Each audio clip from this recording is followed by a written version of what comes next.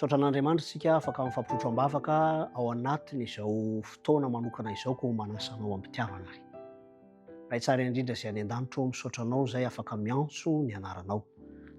Afaka ihany koa mangataka famelan-keloka feno satria iombona amin'izao antom-bavaka izao ho an'ny namanay Melsiny Irina izay mahatsapa irery any alavitra.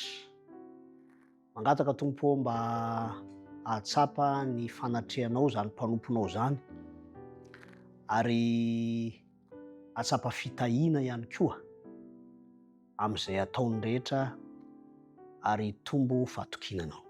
Totram-bavaka ihany koa izay ho an'ny namanay izay manana olana ara-panambadiana mifangaro eo anivon'ny sehatry ny ankohonana izany, mivelatra ao anatin'ny fianakaviana manontolo. Tompo malalo, aoka ianao no hiditra ny sehatra manokana andamina izay mety ho endrika disadisa, isiny ny filaminanao amin'izany tokantrano zany mba ho voninahitry ny anaranao ary ihany koa ho fifaliana ho an'ny mpanomponao tsirairay. Miamboninahitra ny anaranao, fatonona ny vavaka ao amin'ny anaran'i Jesosy Kristy. Amen.